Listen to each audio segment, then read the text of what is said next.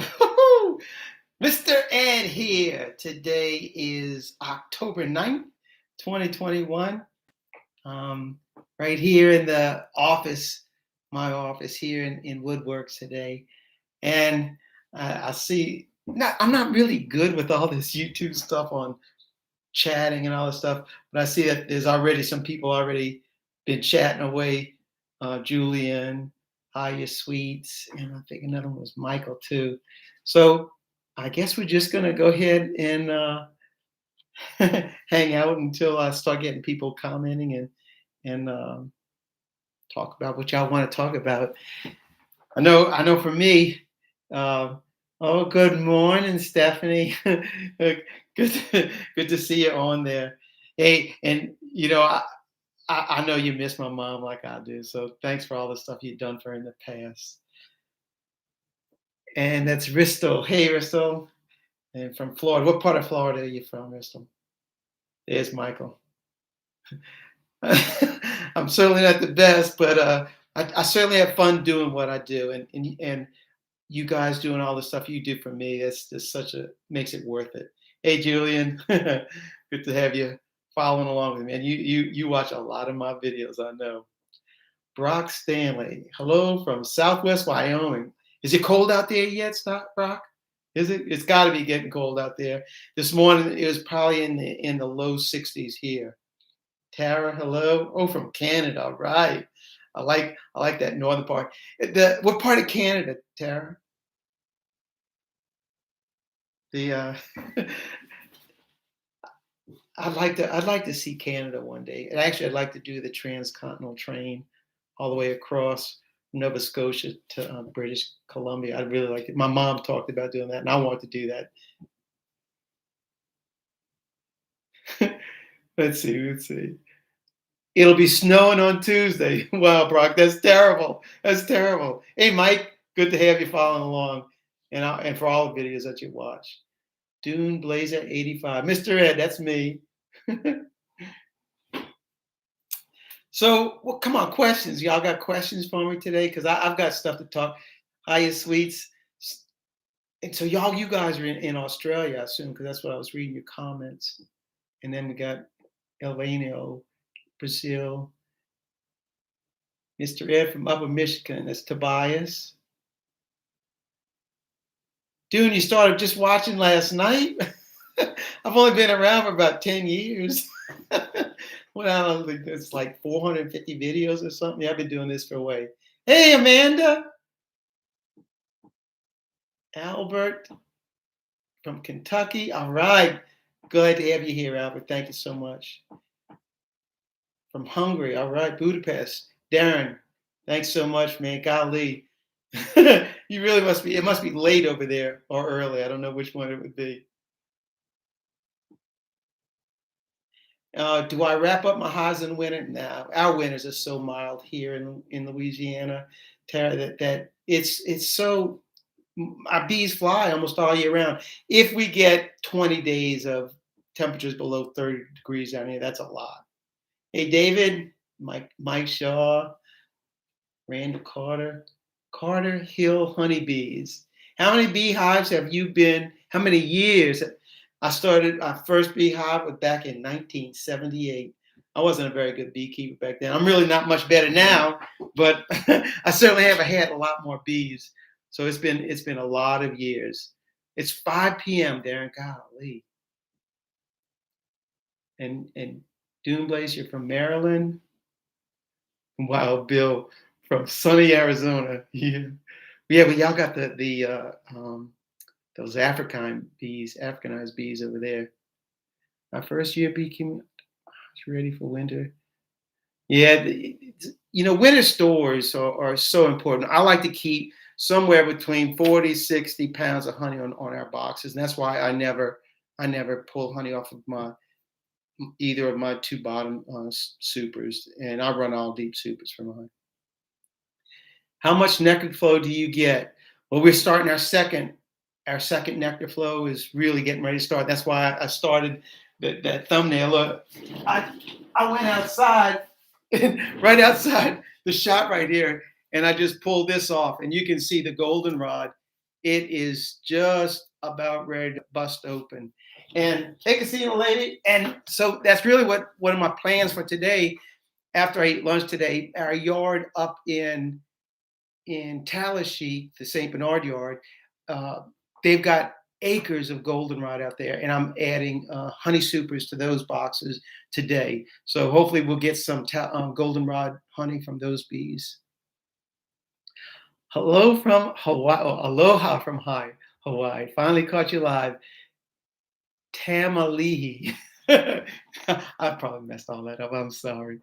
Yeah, no matter where you're watching, I am so grateful that that anybody would take their time and try to follow along what I do. I'm just a beekeeper who really enjoys the bees. I think I a little bit more than enjoy, but I definitely do have a good time with them. Wild Bill, yes, sir. I thought I could tame a wild hive. Nope. Yeah, I don't think you're going to tame those Africanized bees. But I understand they make a lot of honey, and I'm always kind of curious about the Africanized bees as far as how they handle their mites, and the diseases, and it just seems that the aggressive bees, at least the ones that I know that I've had, they always do seem to do pretty good. I have a story that when the flood came here back in 2016, that I had a pretty aggressive hive that I had. It was Russian bees that a lady had given me. She had moved off, and she asked me if I'd take her bees, and I brought them up here, and they just had a serious attitude. And when the flood came, it pushed that box way into the woods, opened them up, and they were still alive when I got there. So I went and tried to put them back together in the ditch, and oh, they just ate me up. They just weren't happy, even though they were all discombobulated. The box was broken open, and they still ate me up. So I said, okay, you want to suffer a little bit? I'll let you alone. So I left them alone for 3 days, and I came back 3 days later, and they still had a bad attitude. They still didn't want me to mess with them, and so eventually they didn't make it. ECP, I know you follow me all along. Yeah, and um, I will be up at Cayman's conference up in Tennessee in January. I'm really looking forward to going up there. Albert, how jealous is our buddy Rooster over your recent smoke? You heard that catch yesterday. He was laughing. We were both laughing. It's a good time. He and I this year, we were just like, he'd go ahead, I'd go ahead, or we'd be the same. And it's been that way this whole season. And for both of us, it really wasn't a very good season for either one of us. But neither one of us really been trying real hard to get you because we've both been so busy. Hey, Drew, thanks for coming along. And Drew, I know you always share every one of my videos, so I do appreciate that very much, Drew. Thanks a lot. My laugh is so uplifting. It shows the comfort you get from Jesus. Well, that's true. That's where it all comes from. It comes from Jesus, right? So let's see what Tamale says. My neighbor has a beekeeper that keeps bees in his backyard on the property. We love them bees. Yeah, I love them bees. There's a guy that always talks with me, Tad, and he lives in Hawaii, and he sends me all the swarms. That guy catches like 70 swarms a year, and he's got to have a big operation. In fact, somebody sent me some macadamia honey from Hawaii. And I mean, people send me honey a lot of times, and that was just one of them that I always remember because I ate all of it. And I ate all of it. Jacobs, hello from Bacon, Oregon. Oh man, what a beautiful state. Wow. Everyone calls me Tammy. Yeah, that's because I couldn't Tamalili. That's just easier, Tammy. You're right. So Carter Hill bees, honeybees, do you ever purchase queens? No, I do my own splits using my queens from our bees. I like to keep that stuff in house. I have never, well, I can't say never. I probably once or twice bought queens, but I just use the bees, our bees. They make their queens, and I use their queens. Even when I do splits, I'll take swarm cells from our bees hives and then put them into other hives just to make my split. So it's a system that I like. It's easy for me if I'm not too late and the queens don't emerge into the hive. That's the tricky part. Where does all of your rendered bee wax go? Most of it goes right back to the bees. I spread it out on the plastic foundation and give it right back to the bees. And I do that, put those re-waxed foundations on the boxes right before our honey flow, and that way the bees just draw that stuff out so fast, and they make honey. They store honey instead of using honey to make the wax.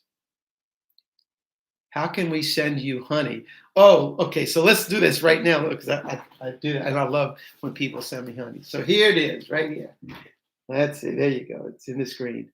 If you want to send me a letter, or if you want any kind of thing, any way to get in touch with me, there it is. There's my address. Mr. Ed, you address the letter as Mr. Ed, but you have to address to St. Joseph Abbey. And you can spell Abbey any way you want. Abbee. I like that spelling, but it's really Abbey. And the address is 75376 River Road, St. Benedict, Louisiana, 70457. So that's it. That's how you get in touch with Mr. Ed at the Abbey. And it's funny is that when I worked at the post office for 27 years, and I still know some of the people at the post office, but the Abbey actually has its own post office.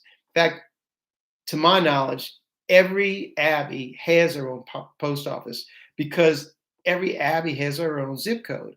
And so the mail comes here to the Abbey. It goes to an office, and then all the mail is brought to the little substation here. And so we have a new clerk in there now. And so I just introduced myself to her the other day. And so they know when they see a letter that says Mr. Ed, they know it goes to me. Hey, GP, the Delaware bee man. I know the difference. Janice, how you doing, JP? Oh, you know JP. Hello, Marielle. Good morning to you. I watch so much of your videos. My 15-year-old son wants to try beekeeping.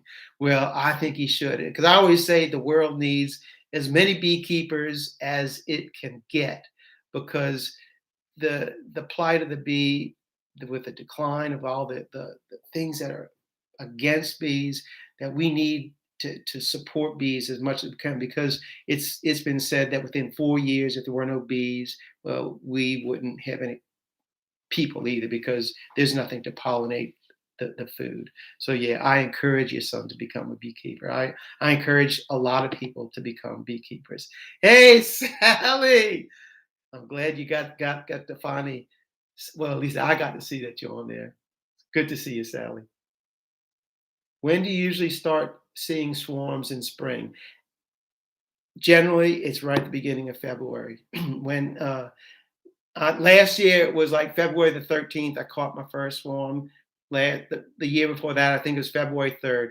So and that depends on the severity of our winters, is when the swarms. If we get really, really cold Januaries, it may slow it down a little bit, but by February, I've got my swarm traps up because I'm catching swarms already. What kind of temps you get in February? That's our coldest month. February is our coldest month, and so we can get in the teens, but that's about as cold as it's going to get, and it may only do that for a day or two at the most. Janice, like his videos, yours, JP, and Dirt Rooster. Love the comment. Oh yeah, let me tell you, the Dirt Rooster, JP, Shawi, Yappy, all of us guys, we know each other. We talk to each other, very, very regularly, and we have a little brotherhood of ourselves, and we just have fun when we're together. Hey, Sherry.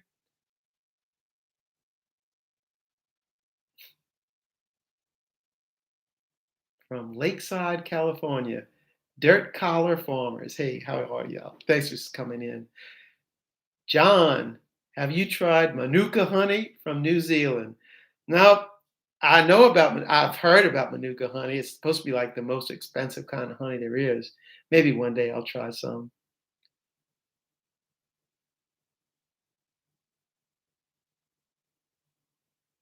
Demon Mod, thank you so much. Look, and thank everybody who subs to my channel. Golly, that's so.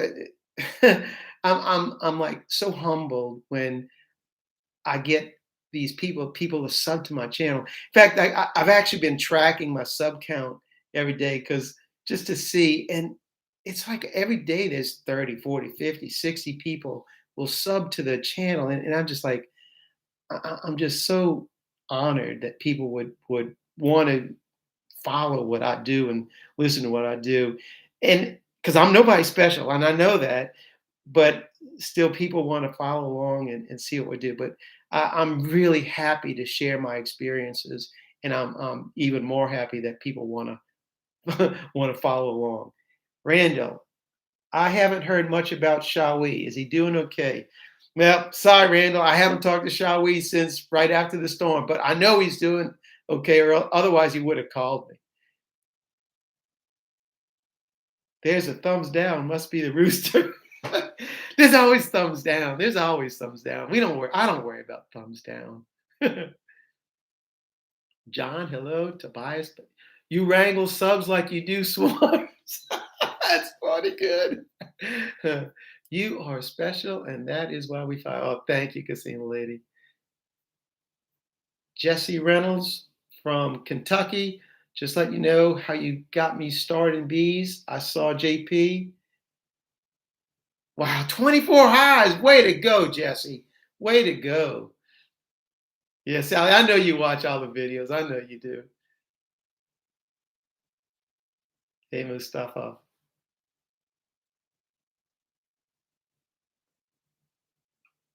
Alexander says, almost all goldenrod have already bloomed in Sweden, and ours is just starting. That's why I want to get, that's why I'm really excited today to get out to Talashik and put those boxes on there because we've got some great bees out there. Kelly says, how do you recommend transporting when you have less than 100 hives? Truck with the easy lift or trailer with the easy lift? I don't have an easy lift. So all I have is poor Charlie and me. And that's it. We just use a little hand lift. So whatever works, that's what I say. And that's usually what I do too. Whatever works. Eddie, good morning from Edmund and Angie in Sellersburg, Indiana. A warm and sunny day. Sure, the girls will be working on. Yeah, they're working here too. Right now, it already warmed up. We're in the 70s now, but it's. I don't think it's put. Our temperatures isn't supposed to even hit 80 today. Hey, Deborah, I keep watching and learning so that someday I'll get my own hives. Yeah, that way you want it to go and buy somebody else's honey, right? Sherry K, God bless from Massachusetts. Oh, thank you, Sherry. I love receiving blessings. That's always I say in my comments that one of the best perks I have about having a YouTube channel is people sending me their blessings because boy, I really need them and I love getting them. So keep those things up.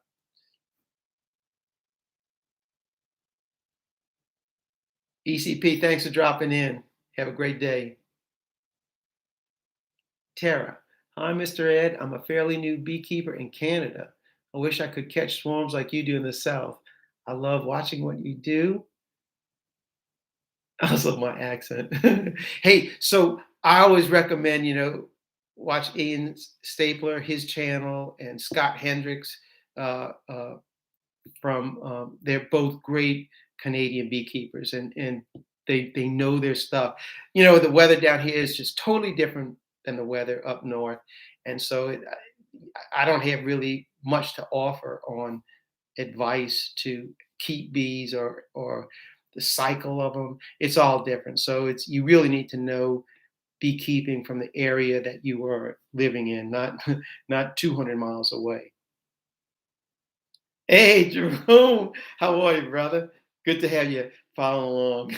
Darren, it really, uh, so that's Darren Jerome. He just chimed in right now, and man, he's got a great channel on YouTube. And if any of y'all, I recommend it. It's Jerome Bee Farm and Homestead, and follow him along. I first met Jerome way back when I was asking people to send me swarm pictures or their bee yards, and Jerome was one of them who sent me those pictures, his pictures of his yard. And at that time, I think he only had 10 or 11 hives, and he's probably up to 30 hives right now. But he's rock and roll. He makes some great videos. Hey Terry, good to see you, brother. Good to have you following along. Terry's up in Maine, so I'm pretty sure y'all may have already gotten some snow already up there. Let me know, Terry, if you did. Hey John, I'm a new beekeeper. Moving a shed from the winter. I'm a new bee. Can I move them to a shed for the winter?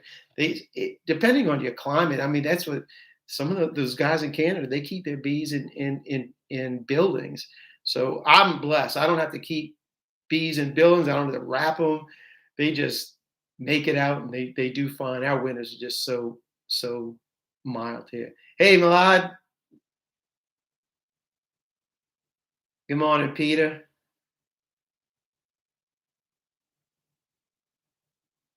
No snow yet, I tell you. Yeah, it's coming though. Terry was another one of those that had sent me pictures of his hives, and one of the pictures he sent me was there were drifts of snow probably 2 feet over his hives, and I said, "Oh man, there's no way I could keep bees up there. That's too much. That's too much."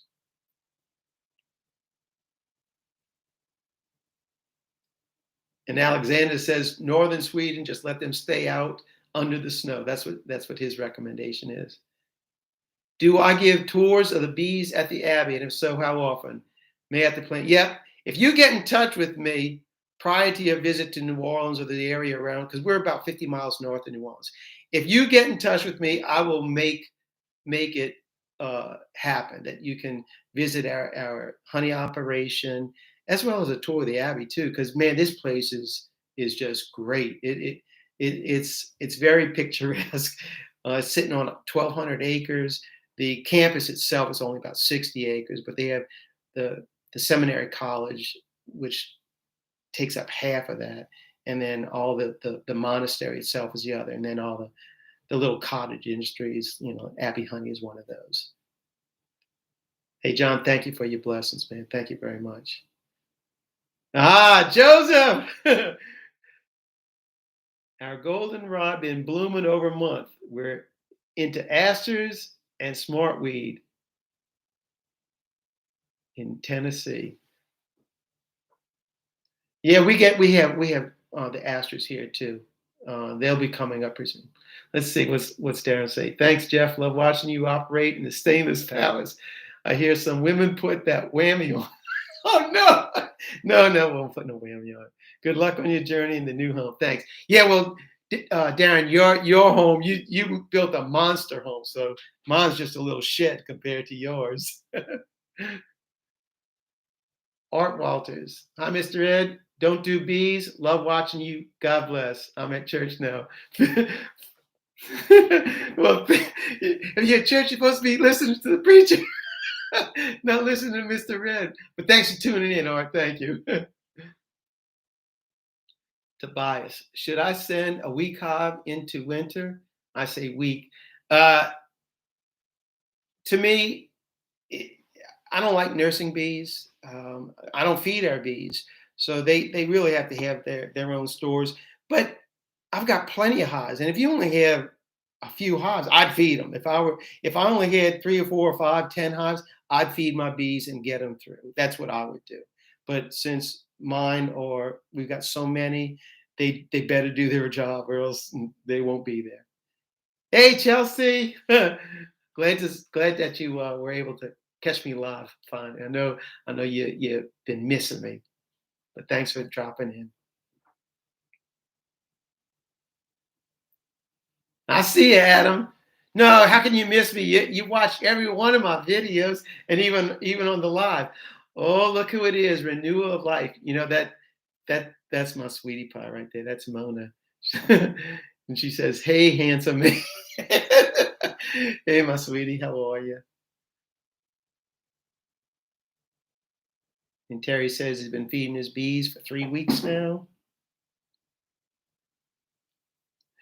You love the videos of bee wrangling, huh, Summit? Yeah, Charlie, me, and Ralph, we haven't done cutouts in a while. but we got some. We got two of them lined up. And just I'm just busy with the house, and so I really haven't done much. Really wanting to go do bees because I got too much going on with that house. What's your favorite monk soap scent? All right, my favorite one is a magnolia. That's just my. It's just the one I like the best. Now the other one is the Saint Rose, the rose smell one. Oh, that's a really good one too.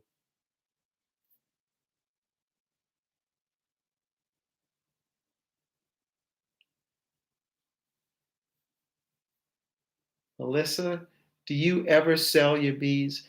I sell bees every once in a while, but I generally just sell them to our members in our club because I sell them at such a ridiculous price. Because I always try to help out the new people, and so uh, all right, I don't want to even tell you what I sell them for because it would probably make everybody like sick. Because I know up on the East Coast, even nukes are over $200. I said, oh, that's crazy, man.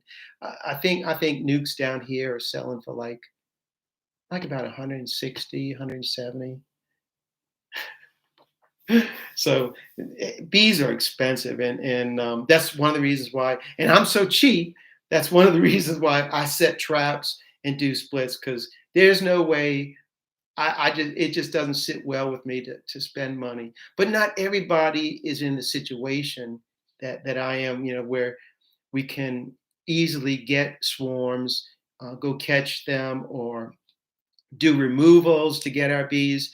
So in some ways, it's just I'm in a better situation than I would say the majority of people.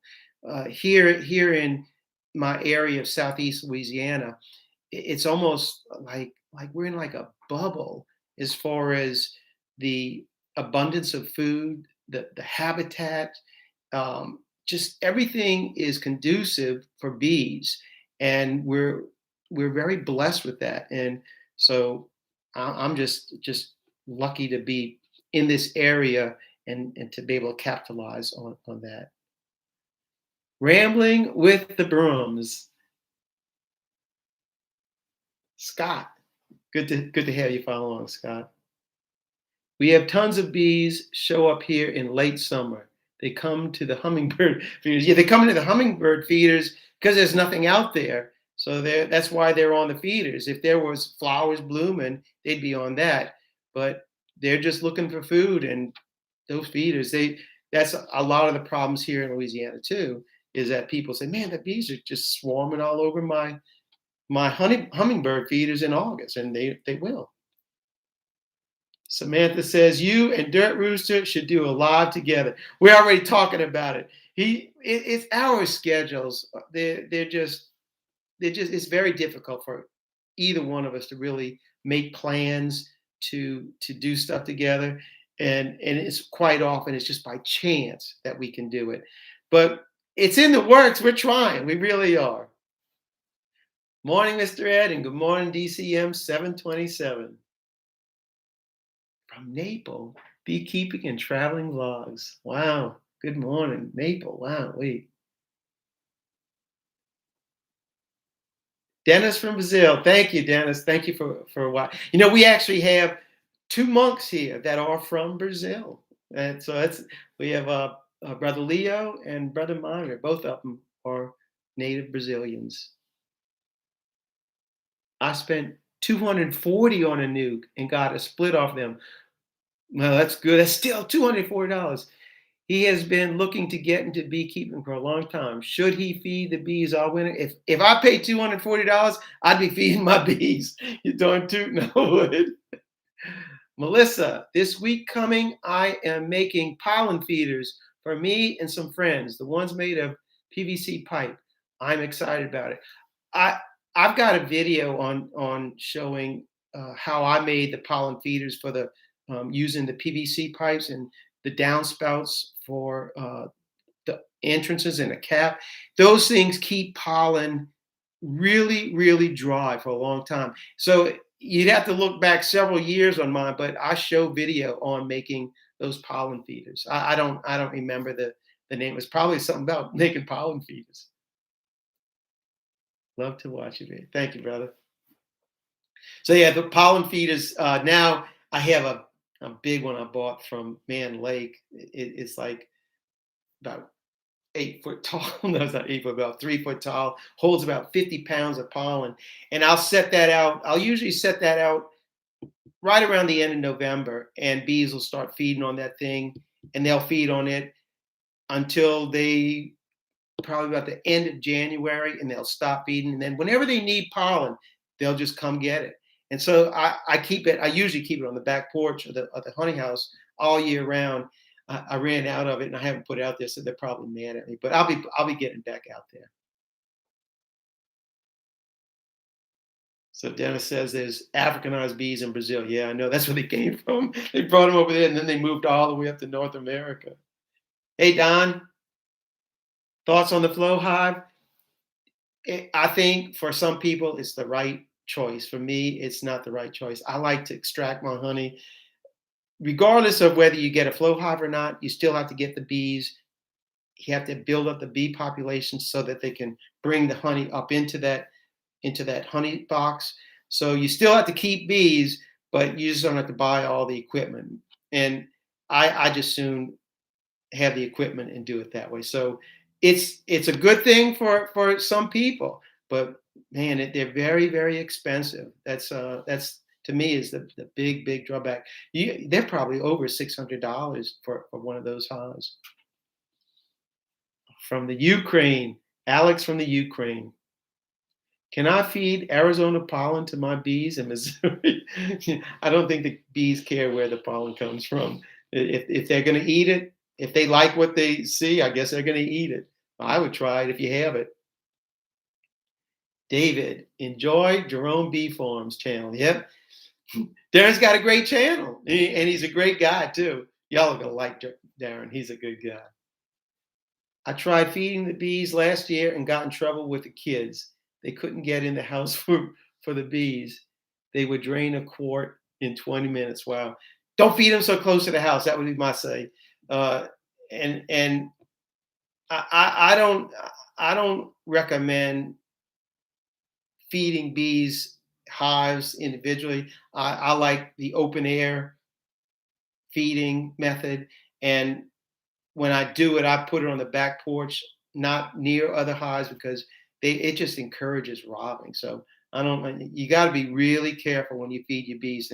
And when I feed bees, like when I do cutouts and stuff, I feed them internally. I put all the honey, because I feed them honey, inside of the box. I don't put anything outside the box. All that is just an open invitation to start robbing.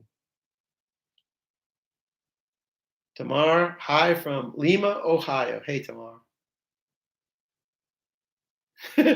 John, don't feel stupid. And you know, there's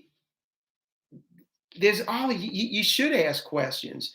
And most of my stuff I learned by experience. And I've lost a lot of hives, but I've had my successes along the way. Hey, Marilyn, thanks so much I know you're a brand new subscriber, and you've been really binge watching the channel. So thank you so much for doing that, Marilyn. It's really great to have you along. And every week I try to post a video every Friday. So for those that don't know that already, I try to post one every Friday. I'm having trouble right now because of, with the building of the house, but I do try to post one every Friday. So Marilyn, you still have a lot of videos to go. I've got over 450 of them. So there's a backlog. So you'll be busy for a little while. But keep on watching though. Thank you for doing that too. Why queens lay 2 to 3 eggs on one worker's cell? If they're doing that, that's a queen will only lay 1 egg per cell. If there's more than 1 egg, is usually a laying worker that does that. But to my knowledge, a queen will only lay 1 egg per cell. Jeff says it's all an experiment. It is. It's all, but it's a fun experiment. Oh, Nancy, you are so nice. Thank you very much. Oh, look at that. Thank you, Nancy. I do appreciate that. So kind of you. Roy from Toledo, Ohio. Hey, Mr. Ed, and hey to you too, Roy. What's the difference between a queen cup and a queen cell? Queen cell's got the larva in it. Queen cup is just the beginning of the cell. So there's no egg in it. They're drawing it out. All right, Marson. Hey, Mr. Ed, would you mind showing us the Abbey Apiary someday? Just how are all the bees from your cutouts doing under your roof? Hugs and love from Warsaw, Poland. Oh, wow. Yeah, I really need to get back there. I went out there the other day on the covered buildings in the back, and uh, there's probably about 30 or so hives back there, and I counted at least 4 of them that were dead outs.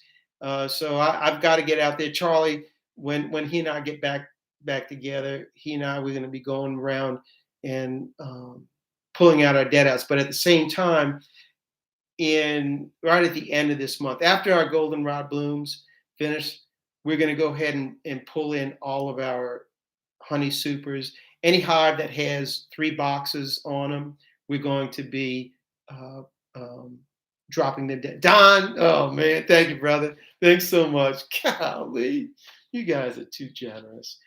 So we're gonna get all of our hives down to 2, because by December, all of our hives are down to 2 supers, 2 deeps. And the reason I get them down to that is because I want them to be ready for my rotations. All that's in preparation for my splits that I do in February and March. Buzz honey. Hey, Mr. Ed, how's it going? Oh, it's going really good. I'm pumped up right now because I'm thinking about getting out there in the Tallahassee bot field and adding some honey supers out there and seeing how the goldenrod is blooming out there. Is there such a thing as diabetic honey? Not honey's got sugar in it, so I don't think there is such a thing as diabetic honey. But I could be wrong. Melissa says, with goldenrod blooming, how do you know when it is spent? Is it when you don't see bees? No, you can tell. It goes brown. It's finished.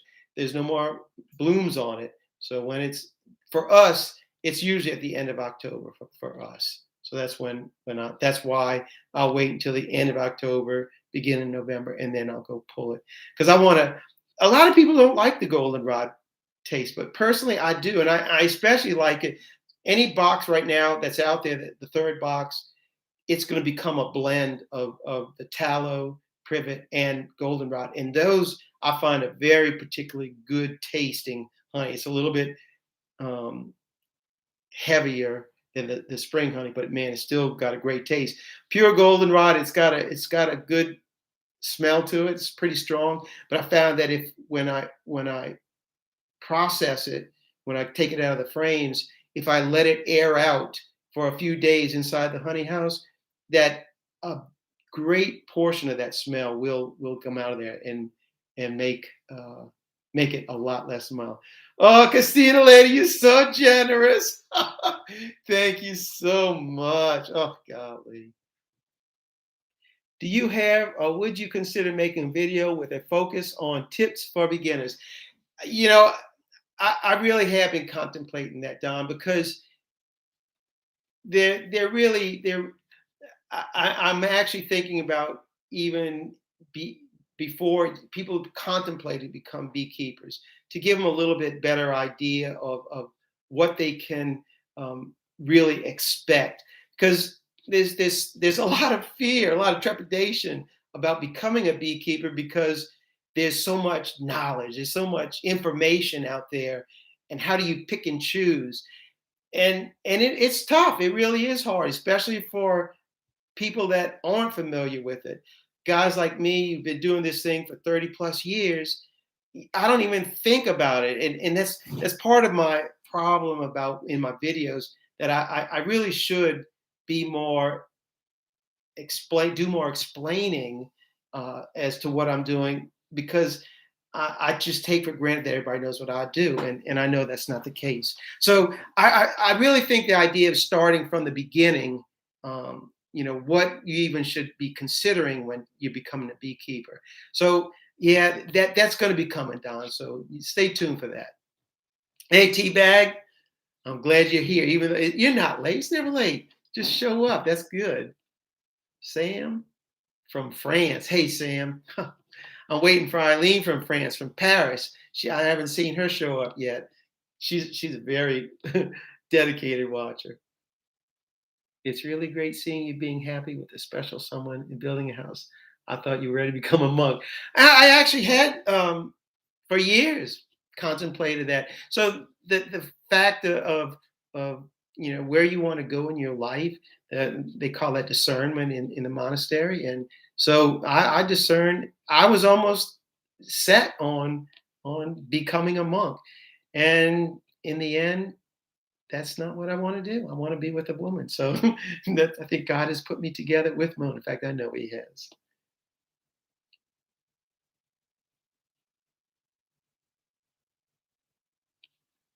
Like you say, Terry, there is a lot of info. There's so much stuff, and I know it can be overwhelming. I've been doing it for so long that I know what I want to do, so I can dismiss or pay attention to it. And I really I like the idea of making a series for beginning beekeepers, and at the same time, I like the idea of helping the guys that are in my situation, the sideliner guys, in choosing which way to go, maybe making decisions on which way to go. It's all really challenging to me, and I find it very interesting. Tanya, once you get the house done, will the wedding take place? No, the wedding right now we're going to have the wedding here at the Abbey. That's where the wedding's going to be. Do I have a wedding date, Stephanie? No, no, no. Well, but we'll have that. We'll have one set. You have a card made?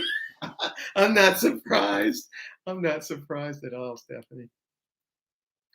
Can we get a video of all the equipment you take to a cutout? John, that's another video that I want to do, and you'd be surprised how little equipment you really do need to do a cutout. I thought you needed, and one time I had a truckload of it, and I've really minimized it down. But I'll do a video on that because I think that's a great topic, especially for people that are considering doing um, cutouts. In fact, in December, I'll be at the Baton Rouge, the Louisiana Beekeeping Association, their convention up there. And I'm going to be speaking of that. And that is one of the topics that I'll be talking about, cutouts and the equipment that I use to do it. So I'm not going to make a video of that when I'm at the convention. But if you're in the Baton Rouge area in December, I think it's December 4th, that you might want to check that out. So Leonard, keep up the good work. Oh, thank you, Leonard. I appreciate the compliment. I'm just a guy having fun, and I'm happy to share what I'm doing. Okay, man, thank you so much for coming by and dropping by, staying for a little while. Daniel from Germany. Hey, Daniel.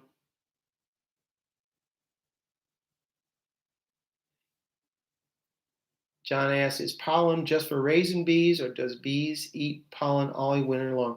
No, they eat it. They raise it. They eat it. Pollen is they call that bee bread, and they need it at more times than others, and so that's why at times when they need it, that's why they store it, because they need it in there. So that's why they do it.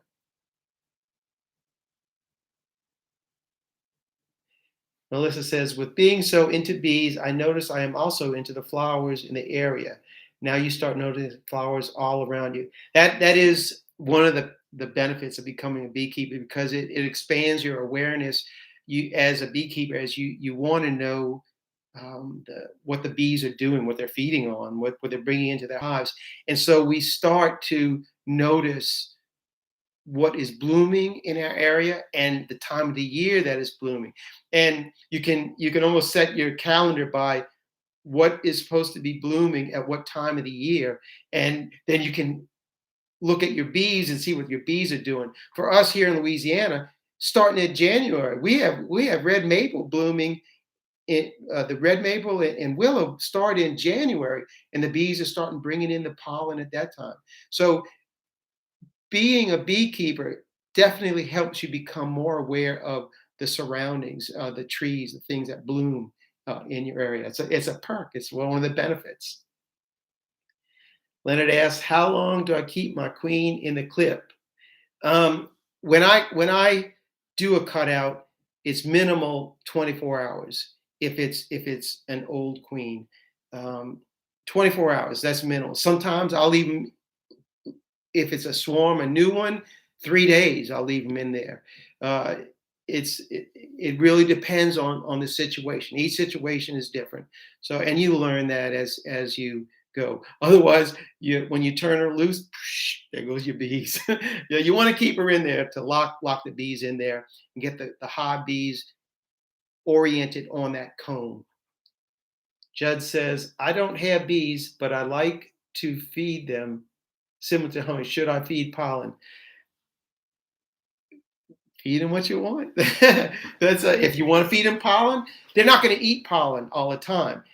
They will eat sugar water, honey. They'll eat that all the time. But pollen they're selective when they eat that. So it's not, it's not like feeding them sugar water, something like that.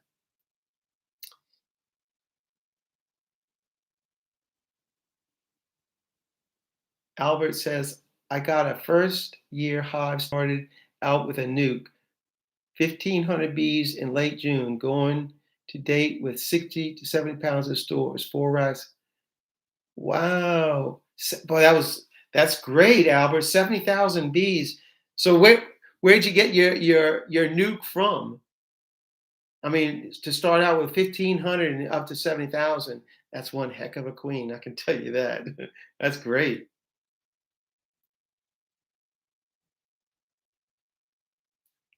But I get to watch you and Dirt Rooster enjoy everything. Yeah, the Dirt Rooster and I, we do like to make videos and have fun doing them too. Yeah, I think one of the things that Randy and I share the most is our happiness. We both like to laugh a lot, and we have a lot of fun doing what we do. Samantha asks, "Do bees like milkweed?" I don't know about bees, but I know the monarch caterpillar does. Oh, look, because they also help the monarch butterfly. I know. I really don't know. I'm sure if it blooms, they'll probably eat it. Will bees eat crystallized honey? Yes, they will, Nancy, because I feed them crystallized honey. I've got old honey that's in the hut, and come winter time, it's crystal. It's a rock. It's a rock, and I just put it outside, and they will eat it, and they'll eat it if you've got it in a bottle. Don't want that? Put it outside. They'll eat it. Do I watch other YouTube beekeepers? Uh, I wish I could watch more, but I'm very limited. I don't watch a lot of YouTube. I don't watch TV. My days are pretty much full, and so I don't spend a lot of time uh, on media, which is why I stopped my Facebook page because I can't do it, or even my own web page. I don't update that. It's so outdated right now. It's sad. The only reason I keep my web page is because I keep the domain. I like Studio B Productions. In fact, look at that. Look at this right here. Mona made that for me I don't know, last year sometime. So she, as part of her sewing, she does a lot of monogramming, and she made that for me. That thing is great. In fact, let me get you a really good picture of this, because this is really nice. Look at this. And that's all sewn. She did an excellent job on that. Of course, she does a lot of great. She loves quilting. That's what she really loves, is quilting. But she does monogramming as well. She's loaded with talent. She is loaded with talent. Daniel asks, "Can bees only eat crystallized honey if they're capable to?" They eat, it's honey to them. The state of it, the condition of it, whether it's liquid, crystallized, doesn't matter. They'll eat it and bring it back. They will. How are the purple martins? Purple martins leave right at the end of July and they come back. It's always February 12th, 13th, right around Valentine's Day. So they're gone. And I do love the martins. Oh gosh, that's why I put them in the videos whenever they show up here. I put them in. But I love in the morning times their morning song. They're up like me early, and it's still dark, and you hear the martins singing. Oh, it's beautiful. And we have probably about last year we probably had 60 nesting pairs here. So Brother Brian, he's in charge of all the martins. He's the one taking care of them. So I get the inside scoop on where the martins are. He's following them. They're coming up. They're coming up. They're already spotted here. So it's always fun when the martins are coming up. Randall says we bought some buckwheat honey one time. Wow, it was dark and very strong flavored. Yeah, buckwheat is it. A lot of beekeepers that I know that they grow buckwheat because it flowers and the bees just love it so much. But it's a strong tasting honey, and some beekeepers that I know that grow it, they will take that buckwheat honey and they'll trade it out for for the spring honey. They said they'll take that honey, it tastes better, so they'll take it out. It is a very strong taste, and I think that's definitely an acquired taste to want to eat that. Yeah, Terry, me and the rooster do it for the love of bees. Oh, look, so I've gotten, gee whiz, 20 letters over the last week. A lot of them are for honey. And so if you want to get some honey from me, that you can't get it online, but if you do want to get some honey from me, I'll happily send it to you. You might not get it right away, but I will. I've got right now probably 20 bottles that I got to send out. I'll do it once again. So if you want to get some honey or send me a letter or whatever, this is how you get in touch with me here at the Abbey. It's Mr. Ed, St. Joseph Abbey, and you spell it whatever way you like. Abbee, that's the way I like it, or Abbey. 75376 River Road, St. Benedict, Louisiana, 70457. Yeah, make sure you put Mr. Ed on it because that way they'll know who the letter is going to go to. They know me at the post office. So I wanted to, there were 3 letters that I got during all this time, and I want to share some of those. So this one was from Vincent, and he says, my back lawn is full of clover, and one morning mowing it got delayed because of the thousands of bees working so very hard. A few houses up the road, a neighbor installed hives and an anti-bear electric fence. This is the first time in years that there are more than just bumblebees in our field. The Catskills Mountains in New York are full of bees, so full of bears, so energized fences are needed for beehives. I wish you all the best and stay safe. And he closes with, move the ladder, don't reach. Vincent, thank you so much. Great advice, Vincent. Move the ladder. So I'm sorry I can't read all the comments as we go. And Nancy, you live in Western New York. So that's, in fact, Vincent, I think he's in, where is he? In Phoenicia, New York. That's where Vincent is. So I guess he's kind of close to you, Nancy.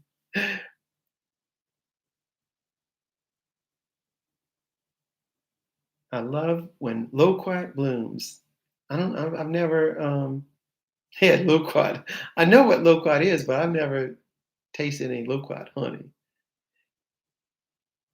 Drew's Zez. Hey, Drew. Maniac, what? You're actually watching a live broadcast?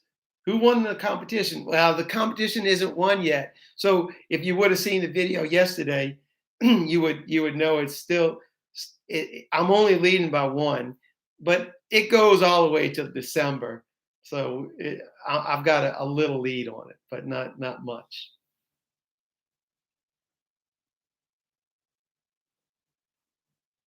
Let's see. Well, so let me do another letter too while we wait. So I got one from Sherry in, man, I can't even pronounce it. Ottawa, Tennessee. I know that's not right, but I'm sorry, Sherry. And oh, look at this. She sent me a great card. I love this card. Look at this. Look at this card that she sent. Let me see if I can get it in there. Got the bees on it, and then it's got. She wrote some scripture up there, and then a little letter to me. Thank you so much, Sherry. And she also, not only that, she sent a letter for Charlie and Patty too, a get well letter. So Sherry, I will get this delivered to Charlie. It'll probably be this week when I get to see him. Okay, so Maniac, you got to watch that. That I posted that video yesterday, so you'll see it. And we got we got the rooster live on the phone. He didn't even know I was recording it. Oh, I forgot to say when Vincent, when he sent that letter about the electric fences and the bears up there, he also sent me these really cool labels. So we got Good Time Charlie.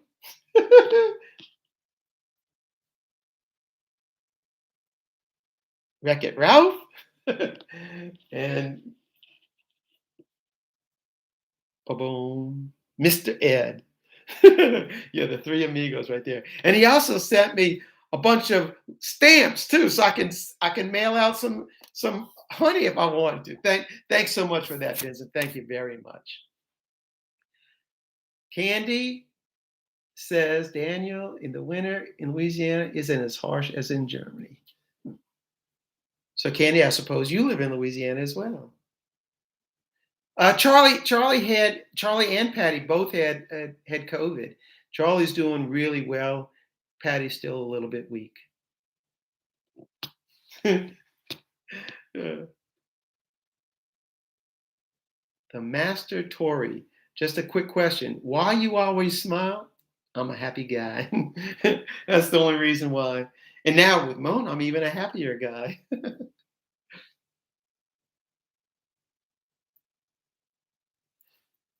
So come on, I'm looking for questions to see if I can help answer them. And it doesn't. I'll try to answer them. I don't know. I certainly. Hey Ben, great to have you in there, Ben. One day, Ben, I'm gonna use your music on my video. One day, we're gonna do that. you, Ben's got his name is Ben Brulin. He's got a YouTube channel, and he composes and piano music. Oh, it's awesome. Go check out Ben's channel. It's Ben Brulin, and if you enjoy listening to piano music, you're gonna enjoy Ben's like you wouldn't believe it. So Ben, I hope that sends some people over to you. Oh, Candy, you live in East Texas. What part of East Texas? Texas is a mighty big place. By Oklahoma, what?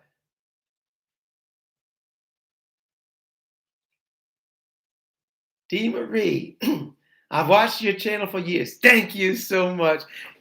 Well, I've been doing it for, I don't know, 10, 11 years. So I'm glad you've been watching for a long time. I'm glad anybody watches it.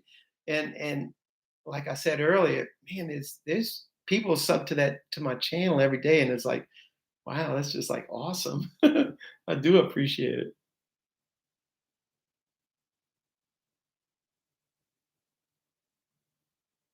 Drew, I'm glad that watching the videos, you like it. I'm really glad. That's nice.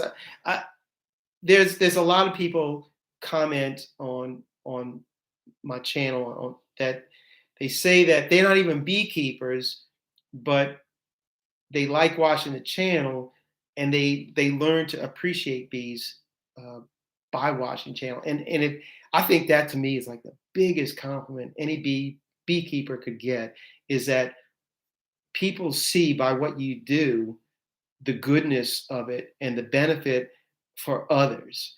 And that's one of the things about beekeeping. Beekeeping, we may do it for ourselves, but the fact that we are beekeepers, we help everybody. And so that's just a big plus of being a beekeeper. So I'm happy to be part of doing that. So Tammy says her all three daughters have nicknames. Well, do any of them have Mr. Ed? My youngest, Elise. Oh, I didn't catch what it said. And Dee Marie says, I'm not a beekeeper either, but I love beekeeping videos. It's fascinating. And David asked the question everybody wants to know. How did you meet Mona? You want to know how? Because she followed me on YouTube. That's how I met her.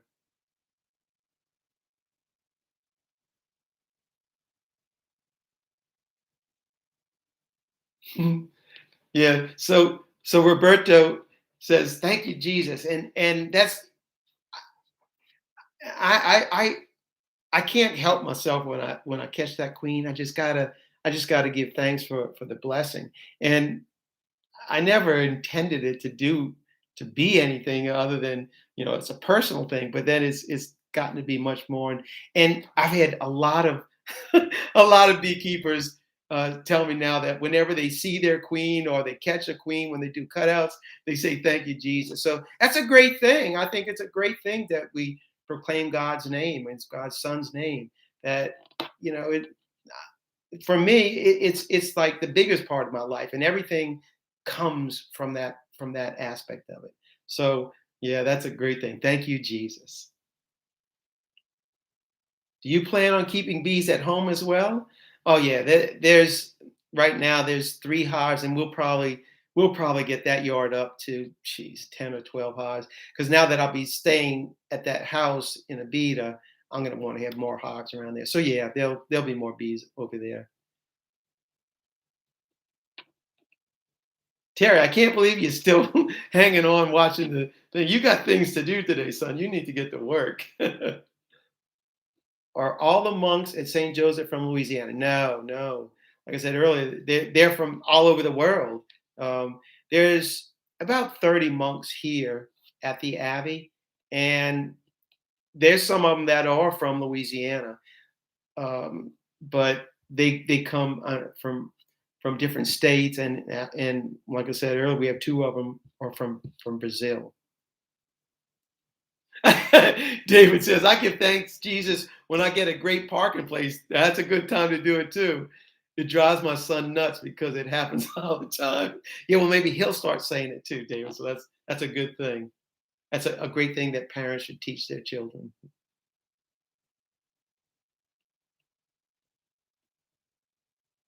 Oh, you don't have to work today, Terry. It's Saturday. It doesn't matter. It's Saturday. I know you're always working. John asks, do the monks live there? Yes, they live here. It is a monastery. So we have, like I said, there's about 30 of them that live at the monastery, and half of them, no, more than half of them, are older than 60. There are probably 10 of them that are in their 20s and 30s, but that's the youngest is 20 or 30. What religion is it? It's Catholic, Roman Catholic. Do you teach beekeeping to any of the monks? I wish I would, but there's none of them. They're all too busy to help. But there's 3 or 4 of them that want to help. But there's so few monks and so many jobs for them to do that it's just at some times they can help me. But there are some that want to do it. Ben says, what amount of studying is required before someone is called a monk? Uh, they, there's stages of monk. They enter into novitiate, and then first profession and solemn. It can be a 9-year process. So it's not an overnight thing. It takes a long time. Bait 215. Hey, Mr. Ed, love your videos. Well, Bate, thanks so much for watching them. That's what I really appreciate, and for dropping in today. Dion, my late mom was a Roman Catholic too. She handed her faith on to me. Virginia, I watch all the time and learn so much. So, how long you been a beekeeper, Virginia? Because if you've been watching for a long time, you know everything I know. uh, would you ever become a monk? No, I know I'm not going to be a monk anymore. I've discerned out of that option for me isn't going to be there anymore. Terry says, "Hi, Mr. Ed. I guess I've watched you for about 10 years. Also, I really appreciate you sharing your knowledge. You have helped me and many other people. Thank you for your generosity. I'm very grateful." Thank you, Terry, and thank you for watching for so many years. Golly, and I don't think I know a whole lot about bees. What the little I know, I gain from just repetition. I've done this so many times that I I know what I'm looking at even as I'm going into it. I go into a cutout. I go into the hives, and I already have a vision of what I'm doing. So you'll be, and I know you'll be there as well. Jackie Barrett, this guy is from France. I know he's from France because he follows my videos and he writes to me all the time. And I think Jackie's got about, I don't know, 15 or 20 hives the last that I can remember. So Jackie, thanks so much for tuning in today and for all your faithfulness through the years of watching the channel. So Bate, you're not a beekeeper yet, but you might be. And you keep on watching me and the rooster and you will be. Ray Pierce, I lost some hives in the Foosh due to Ida. Did y'all lose any from the hurricane? No, I had some tops blow off our hives, but we didn't have the winds here at the Abbey like you did down there. So um, look, if you ever in the New Orleans area, Ray, get in touch with me prior to it, and I'll gladly show you around what we do here at the Abbey. Richard, the reason I watch your show because I'm allergic to bees and I learn from the channel. God bless you. Thank you for that blessing, Richard. And there's a lot of people that are exactly in that position, that they're allergic to bees, but they have a deep interest in them, and so they follow the channel. So those people are really special to me because that they overcome their that fear, that natural fear, and it's rightly deserved fear, to still look and try to learn about bees and to have interest in them. So good job for you, Richard. Very, very good job. So 2 years, huh, Virginia? It's a great journey. You're in for a great trip. It's fun. There's gonna be mountains and there's gonna be peaks, and pretty soon it all balances out, and then you just get to enjoy them. It's a roller coaster. It really is. Beekeeping is a roller coaster, and we tend to get very much attached to our bees, and we feel the pain when we lose hives. Even me, I mean, I hate to lose hives, and yet I know it's part of the deal. So it's keeping bees is a joyous thing, and it's a very saddening thing at times too. But for me, the joy way outweighs the sadness. So I'll keep on doing it. Have to go, T-Bag. Thank you for dropping in, though, and thank you for your blessings. Look forward to hearing from you again. Ray, I will tell Avid Justin hello for you. He's up in Illinois, St. Meinrad right now. But when he gets back, I'll make sure that he told me to tell him, and I will. What quality do you look for in bees that make them good bees? You know what the quality is? Survivability. If a bee, if a hive can survive, that's why I like my mongrel bees, because it's a mix of genetics. The more diversified your genetics are, in my opinion, the better your bees are going to be. So for me, because I don't treat, uh, the bees are on their own. and they live on their own and they die on their own. And I don't feed them. Generally, I don't feed them. And so the quality that I look for is survivability.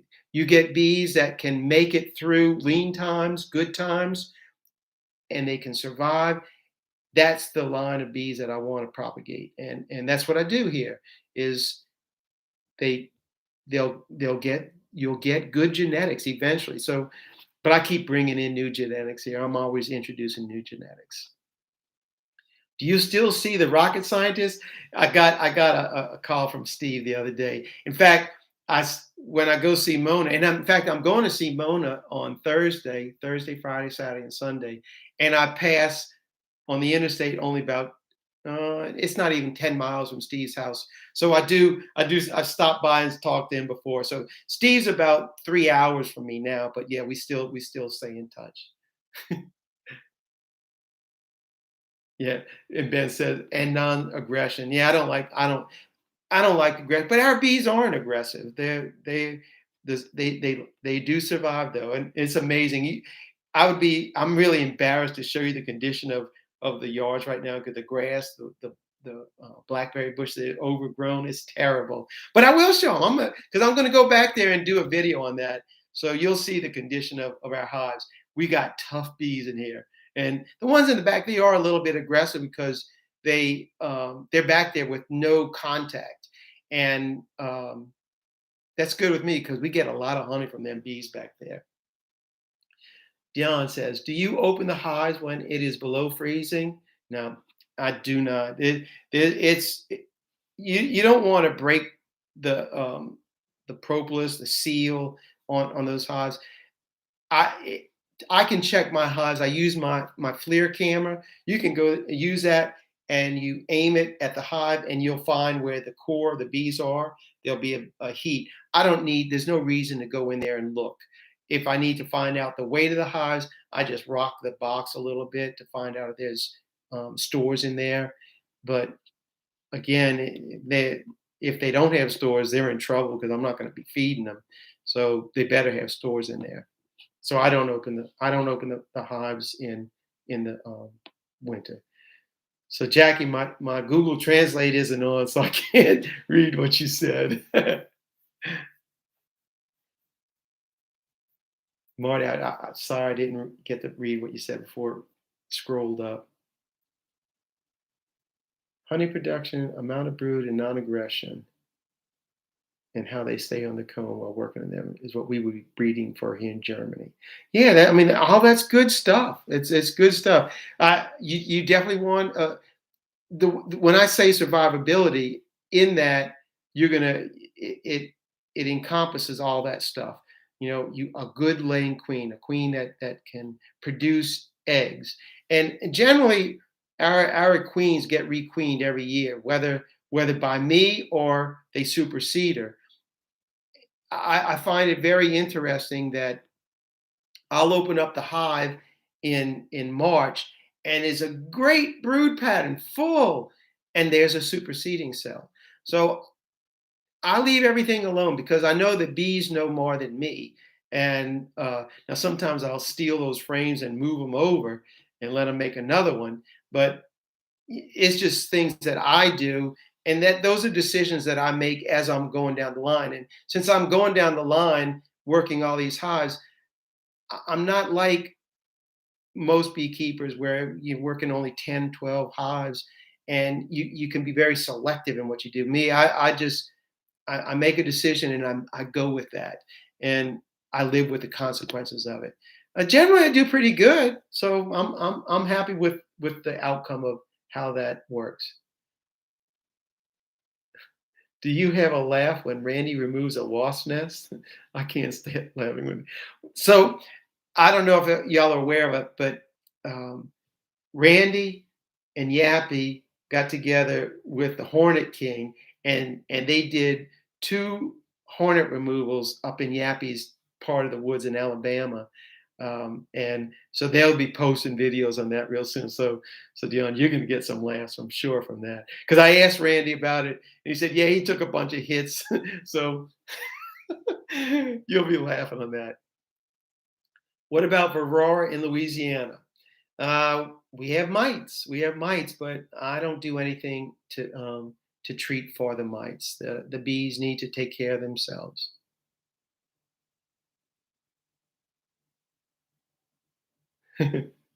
Daniel says we need to be able to work unprotected on the bees as soon as possible.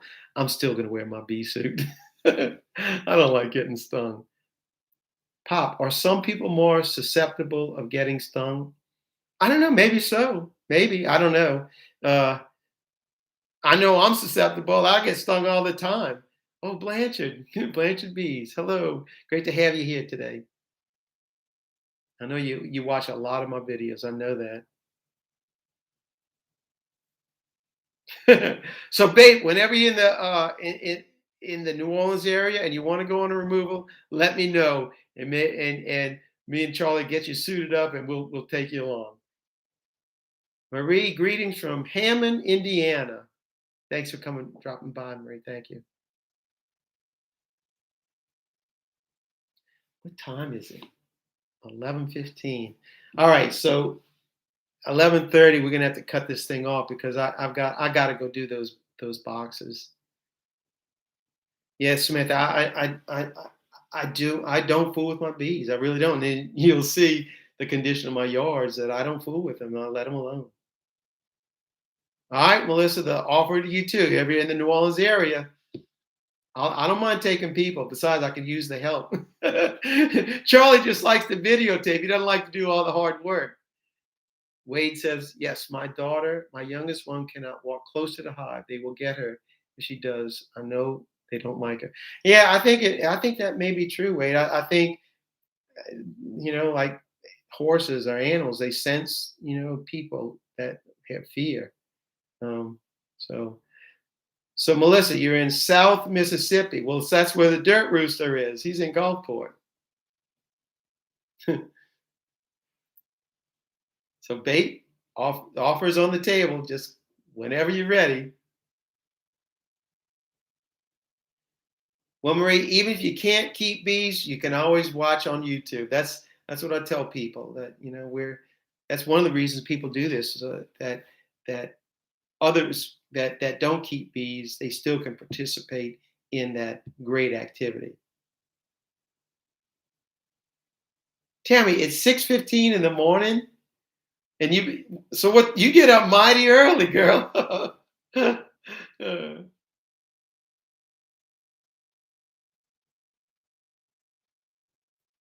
So Blanchard, I got a letter from a lady who lives in Iowa, and I might recommend her to get you to help her. She's a brand new beekeeper, and my recommendations don't mean anything because y'all's climate is different. So it'd be hard for me to say um, to really help her. She wants to get into beekeeping, so I'll see if I can get you her contact stuff.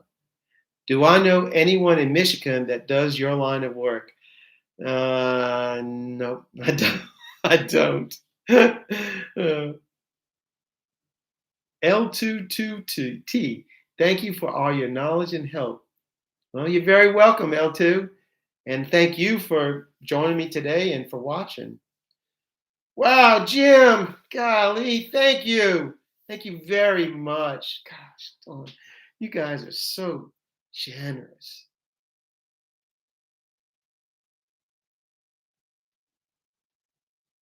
Albert, that aspect of my relation with God and how I relate to it, even on my YouTube channel, it's part of my life. So I can't be any other way, and I'm grateful that there's so much support of me doing it on the channel. So I'm happy about that. Good news for man. Good morning. God's blessings from Texas. Thank you. Joining in late. Question: are you adding room to any of your hives this time of year? I'm doing that today because I know that our nectar flow is starting with our goldenrod. So I'm going out there right now, and I'm the boxes that I put on that they're already drawn out combs, so they can just fill them up, clean them up a little bit, and fill them up. So I'm doing that today. Susan, I've really enjoyed watching you these many years. And thank you very much, Susan, for taking all the time you do for watching them. That's really, I'm honored that people take the time to watch what I do. Thanks, Ben. And I'll talk with you soon. Jim, good morning. Didn't realize you were on. Was watching Fred. Yeah, I like Fred as well. I like when Fred comments on my videos because it almost makes me feel like I'm legitimate when Fred comments and watches on my on my videos, because that guy is awesome. Another guy, Frederick Dunn, man, I recommend Frederick Dunn, for people to watch. That guy knows bees. So go check out Frederick's channel too. Another great beekeeper. Have you ever thought about doing VIP tours? I don't know what a VIP tour is. I do tours at the Abbey though for the honey house, and I love doing that. Of course, I like talking, so it's a natural thing for me. And the work that we do here at Abbey Honey, for the monks here, it really is a cool thing. From beginning from nothing to what we've got today, it's truly a manifestation of God's blessing on us and the work we do here. So I'm tickled pink about the blessings He's given to us.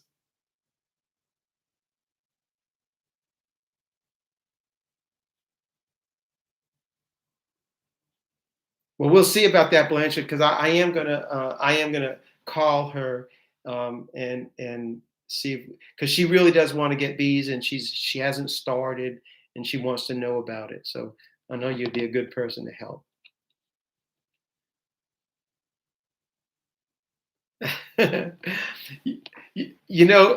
Pop, that uh, as a volunteer at the Abbey, I'm interested in the monks, improvement for the monks. I'm not. I don't. I'm not into this for any monetary gains or anything.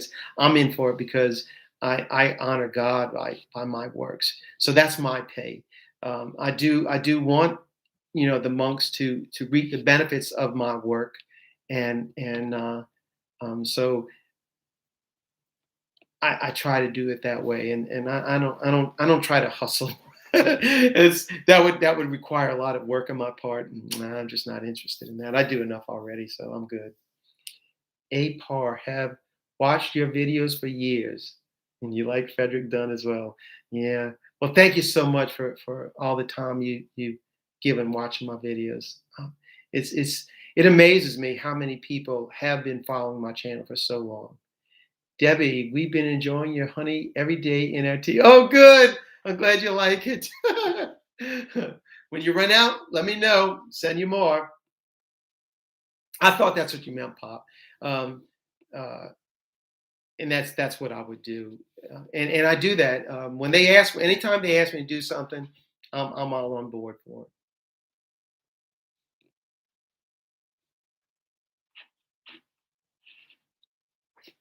You guys really make some nice comments. You embarrass me.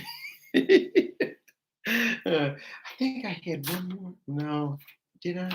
Yeah, I did. I had one more letter that I wanted to kind of talk about. That's from Jane in Louisville, Kentucky. And part of her letter, she said, after watching your segment on monk soap, I ordered 2 bars for myself. I ordered the St. Joseph Abbey lotion bar for my niece in Florida. So a lot of some of the monks here, one of the things they do is and I've showed that in videos, is the monk soap operation. And if anybody comes to the Abbey, they need to go over to monk soap, and just to walk in there and smell that place, you'll never want to leave.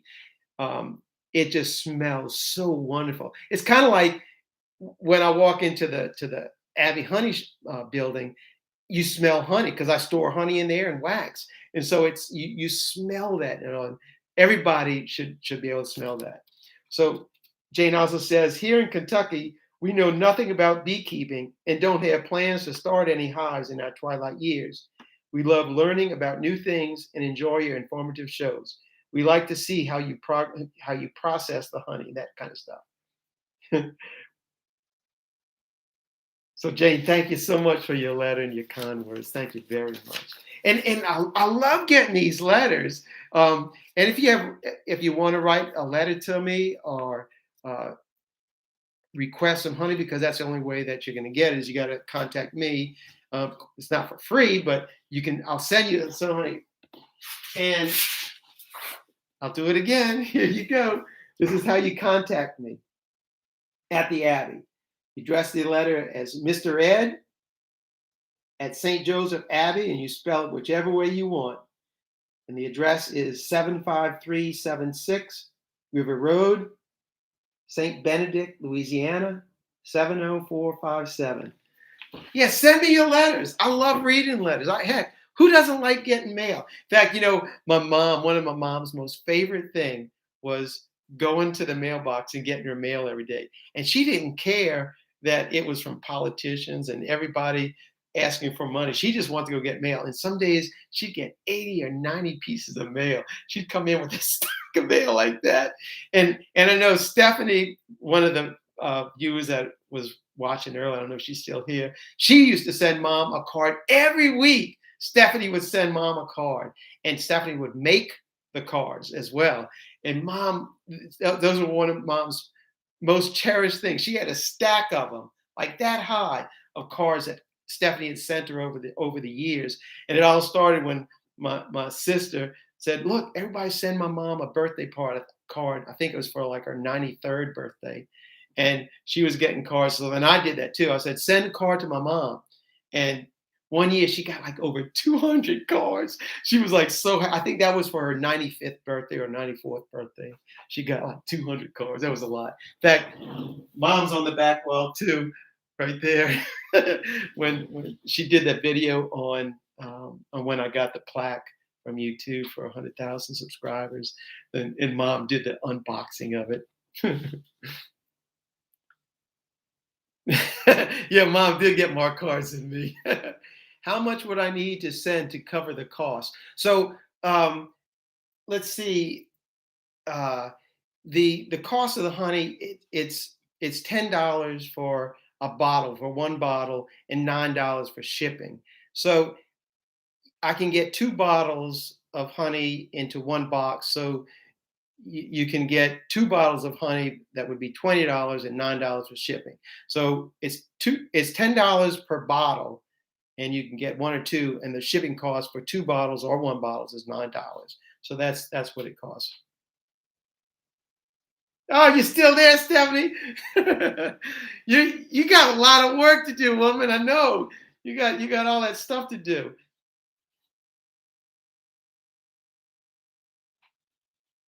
Yes, Mom really loved you, Stephanie.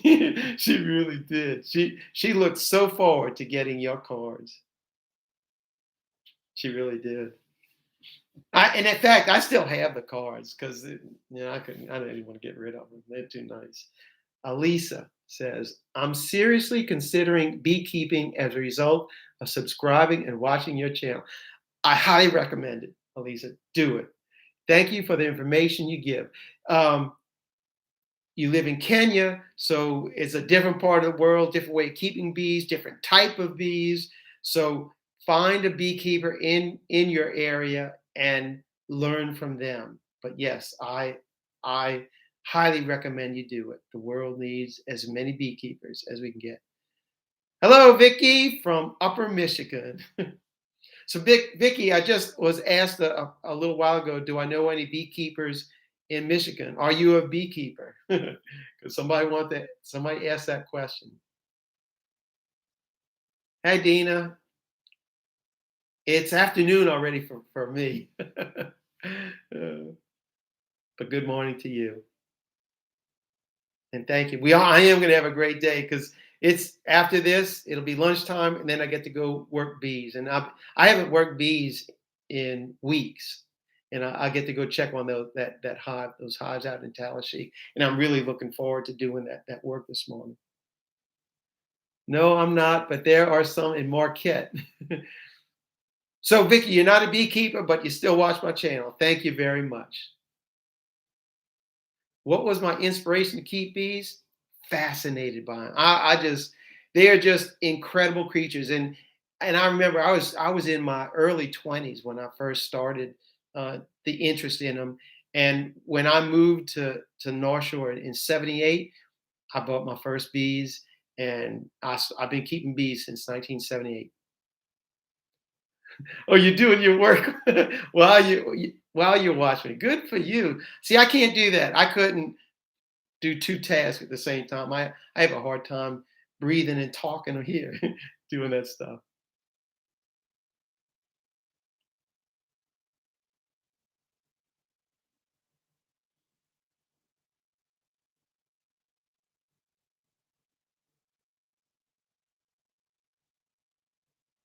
So Richard says, I have made two new beekeepers this year, my oldest and midson. Good for you. Good for you. Family stuff, keeping bees and family, that is a great tradition. Man, that your boys are going to remember that forever. I know they will.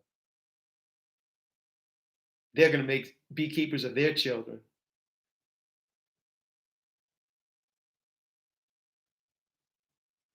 So, Michael, no, I'm taking I'm going to be making wedding vows instead of solemn profession vows. Are you in retirement? Oh yeah, I'm lucky. I got to retire when I was 53 years old, and so now I'm 65. So yeah, I'm really enjoying my life. Retirement is a good thing. And the other work that I do here at the Abbey is it's what I started doing is building caskets. I've been a woodworker since I was 15 years old, and and so they asked for me if I'd come help do that, and that's really what I came up here to do, was help in the caskets, and then the bees just happened along, and now that's really my primary thing. I'm in the wood shop every day, but I may only work 2 days a week here now because of being called away.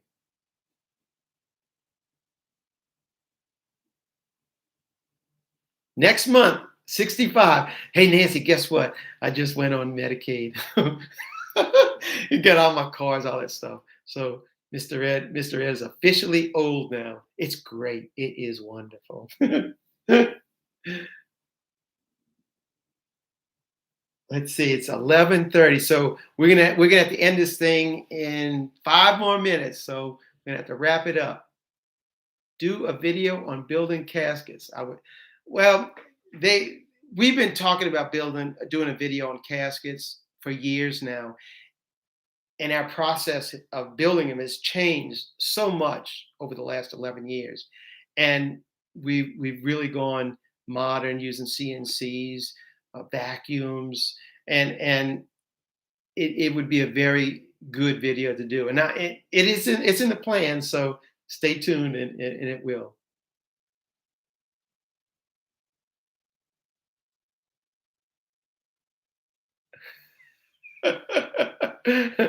We have goats here at the Abbey, Jim, uh, and they've been in several of my videos. So, Michael, yes, everything is fine. But there's still debris, even in our neighborhood, but it's all going back to normal.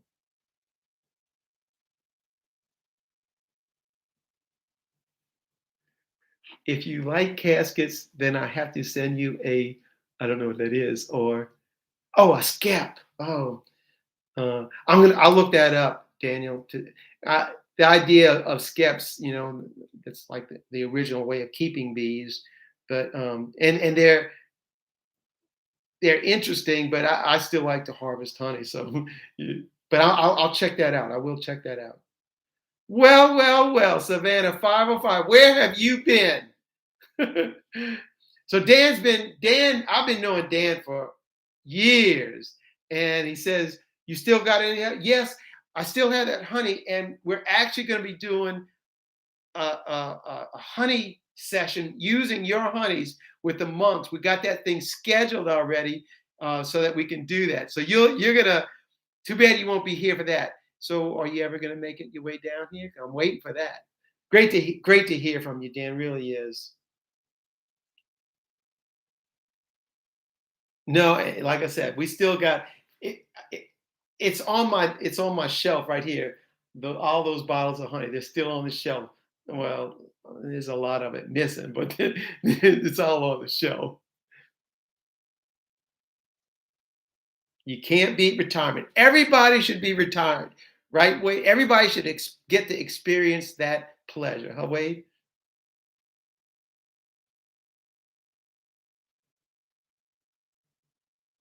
Don't forget, Dan, you owe me coming down and you owe me a trip, so you got to make it.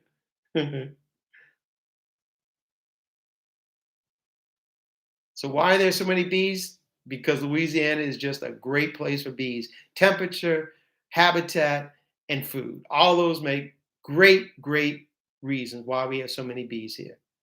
Elisa, will surely do. It is so hot here, and we have no defined seat. We are right at the equator, so some things could be different.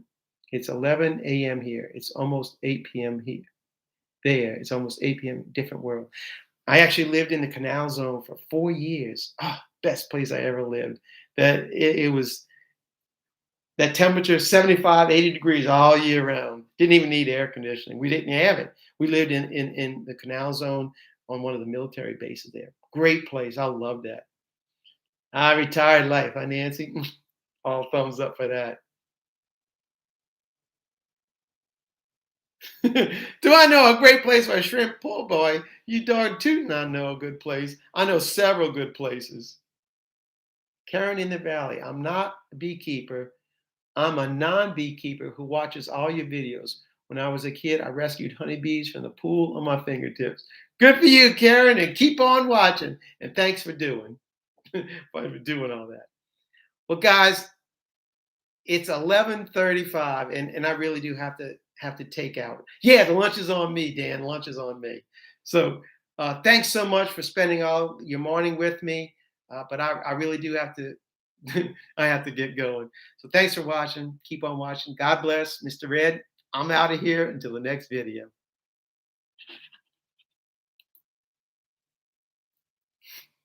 Thank y'all so much.